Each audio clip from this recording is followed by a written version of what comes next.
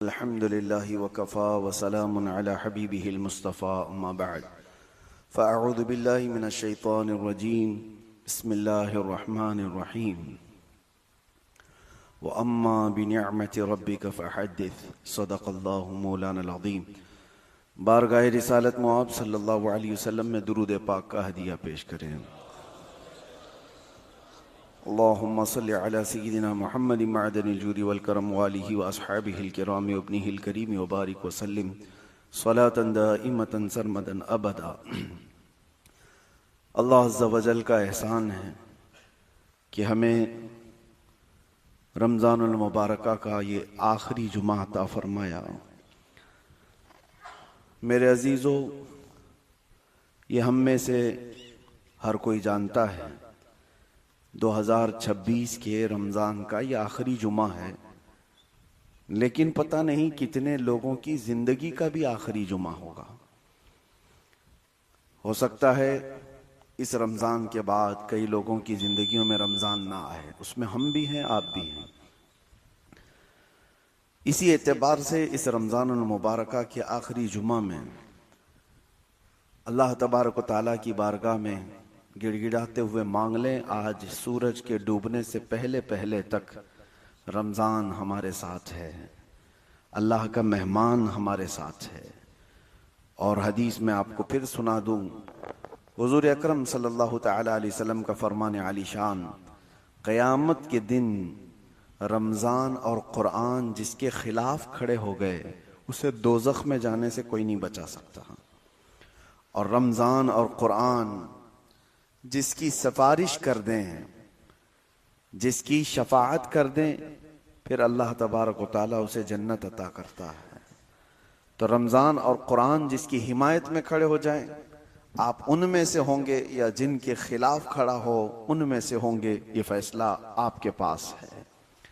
रमज़ान के गुजरते हुए आखिरी मर्तबा एक बार हमें अपना जायज़ा भी लेना है कि इस रमज़ान ने हम पर कितना असर किया है। ये तो इलाज कर रहा था, तो वो इलाज सही हुआ भी कि नहीं हुआ। इसलिए कि किसी को कुछ बुखार हुआ, टाइफाइड हुआ, मलेरिया हुआ, डेंगू हुआ, उसने दवाइयाँ ले ली, 5 दिन 10 दिन का कोर्स किया, फिर उसके बाद दोबारा उसे एक बार टेस्ट कराना पड़ेगा कि सही हुई कि नहीं मेरी बीमारी, मेरे अंदर जो जरासीम आए थे वो खत्म हुए कि नहीं हुए हैं।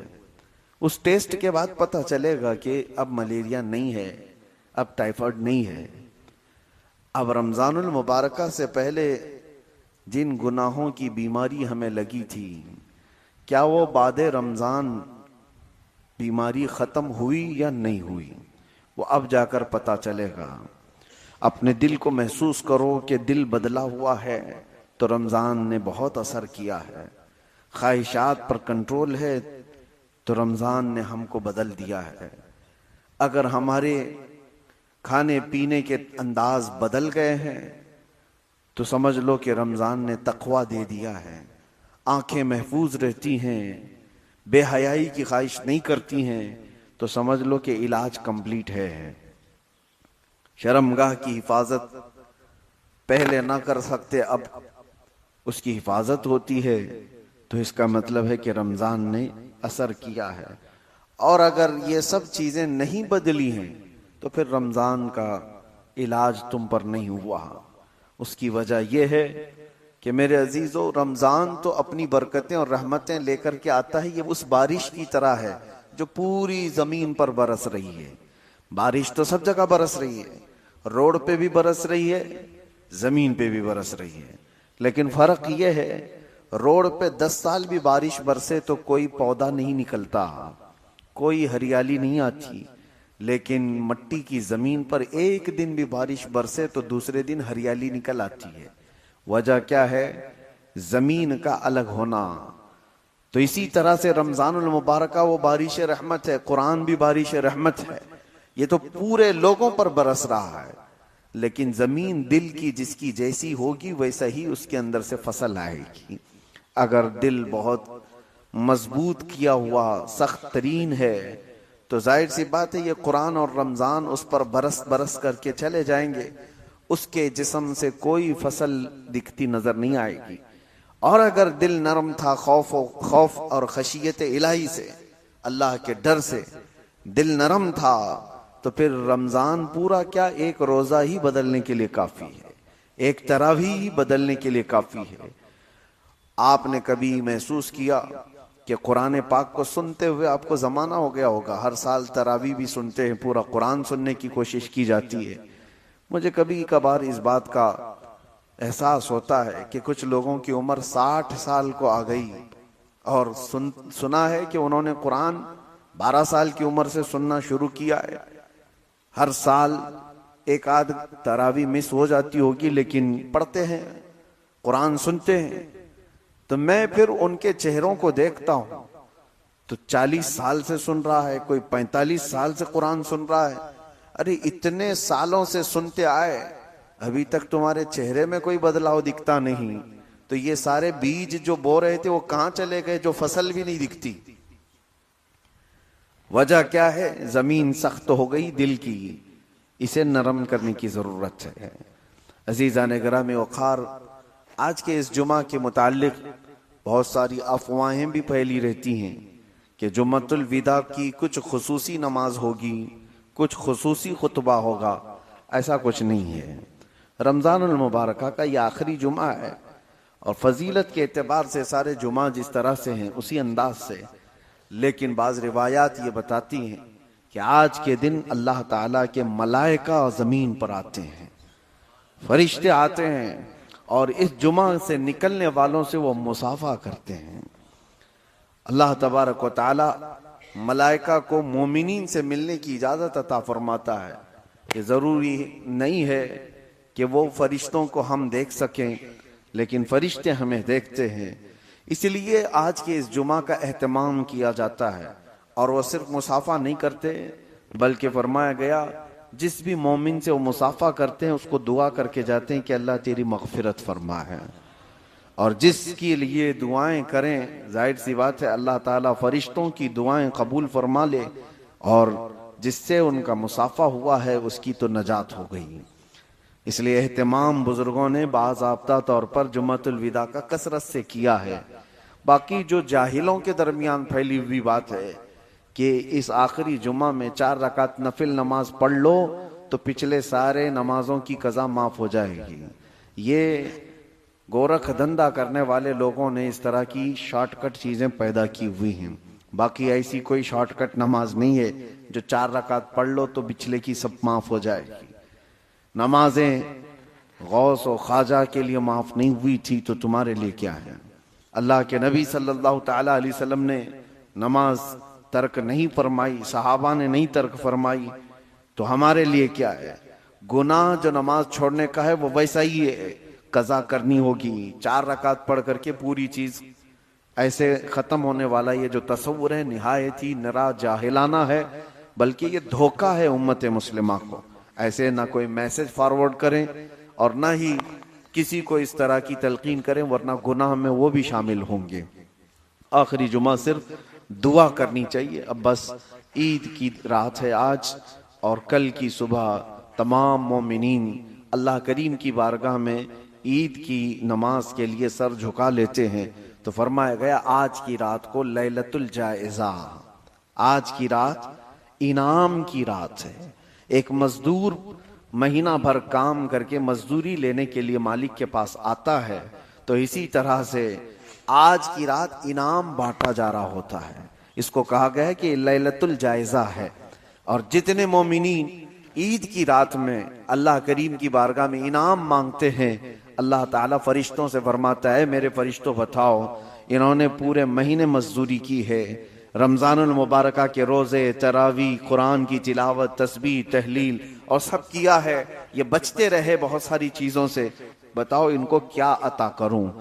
तो फरिश्तों से रब तबारक व तआला रश्क के तौर पर फरमाता है, फरिश्ते फरमाते हैं, अर्ज करते हैं मौला ये तेरी जहन्नम से बहुत डरते हैं और तेरी जन्नत की बड़ी ख्वाहिश रखते हैं। रब ताला फरमाता है तुम गवाह हो जाओ, जिससे ये डरते हैं मैंने उनसे बचा लिया और जिसकी तलब करते हैं मैंने उसे अता कर दिया। तो ये लैलतुल जायजा में मिलने वाला है, लेकिन लैलतुल जायजा इधर इनाम बट रहा है, लोग तो यहाँ बाजारों की जीनत बने हुए हैं। अरे मार्केट भरी पड़ी हुई है, वहां तो दुकानों में लाइन लगी हुई है, मस्जिदें तो आज की रात खाल खाल नजर आएंगी, कहीं नहीं। कौन है वो बंदा जो आज की रात भी अपने रब ताला से मांग रहा हो? लैलतुल जायजा में जितना भी हो सके अपने बिस्तर से उठो थोड़ी देर के लिए और पाक परवरदिगार की बारगाह में यूं अर्ज करो कि मौला खताएं बहुत हुई हैं, रमजान को वैसे नहीं अदा किया जैसे अदा करने का हक था, मगर मौला तू करीम है, तू रहीम है। जितनी भी मुझसे इबादतें हुई, मैं इबादतों का सिला नहीं तेरे फजल का सवाल करता हूँ। यकीनन मेरे अजीजों, आज की रात अगर किसी को नवाज दिया गया तो बहुत बड़ा नवाजा जाएगा। अल्लाह ताला हमें आज की रात रब ताला के हुजूर मांगने की तौफीक अता फरमाए और ये आने वाली ईद मौला ताला पूरी उम्मत मुस्लिमा की ईद बनाए। गरीब फिलिस्तीन बच्चों के लिए रब ताला गैब से खुशियों के असबाब पैदा फरमाए। करीम खुदा जहाँ जहाँ मोमिनीन परेशान हाल है उनकी परेशानियों को दूर फरमाए। अल्लाह तबारक व तआला इस जुमातुल विदा के ख़त्म होने से पहले हम सब की बख्शिश का ऐलान फरमाए। हम सबको जहन्नम से आज़ाद होने वाले इस अशरे में आज़ाद होने वालों में हमारा नाम शामिल फरमाए। रब तबारक व तआला जितने बीमार हैं उन्हें शिफा अता फरमा, जो मकरूज हैं उनके कर्ज़ों में आसानियाँ अता करते, जो बे औलाद हैं उन्हें साहब औलाद बना दे, जो नाहक मुकद्दमे और जेलों में उनको आज़ाद फरमा दे।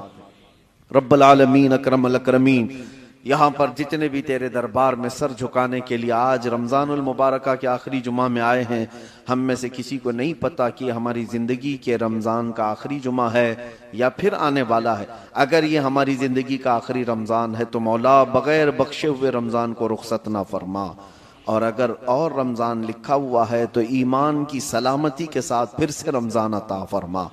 करीम खुदा रहमर राहिमीन मौला हमारे इस मुल्क अजीज़ हिंदुस्तान को अमन व अमान अता फरमा, हर तरह के जुल्म व फसाद और बर्बरियत से महफूज फरमा। करीम खुदा रहमर राहिमीन जितने जंगी हालात पैदा हो चुके दुनिया में, जालिमों को तहस नहस फरमा दे, जालिमों को उनके लिए ज़मीन तंग फरमा दे।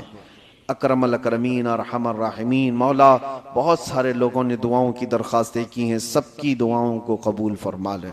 हमारे घरों को बेबरकती से बचा, नजर बद से बचा, हासिदीन के हसद से बचा, शर्रीन व फित्तीन और जलने वालों की जलन से बचा, जादू सहर सिफली उलवी हर तरह की मार से बचा। मौला रमज़ान के ख़त्म होते ही शैतान वापस आने वाला है, ए पाक परवरदिगार उसके हर मार से, उसके हर वसवसे से हमारी हिफाजत फरमा। नफ्से अम्मारा को गालिब आने से बचा ले, हमारी आंखों को हया अता फरमा, हमारे दिल को वसवसों से बचा, दिल को हुब्बे मुस्तफ़ा का मदीना बना दे। आखिर में ये इल्तिजा है मौला, न जाने ये आंखें कब हमेशा के लिए बंद हो जाएं। इन आंखों के बंद होने से पहले एक बार तेरे हबीब पाक सल्लल्लाहु अलैहि वसल्लम के चेहरे मुबारक की जियारत नसीब फरमा। दुनिया में हर आफत से बचाना मौला, उक़बा में न कुछ रंज दिखाना मौला। बैठे जो दरे पाके पैगंबर के हुजूर, ईमान पे उस वक्त उठाना मौला। व सल्लल्लाहु तआला अला खैरि खल्क़िही मुहम्मद व आलिही व अस्हाबिही अजमईन बिरहमतिक या अरहमर राहिमीन।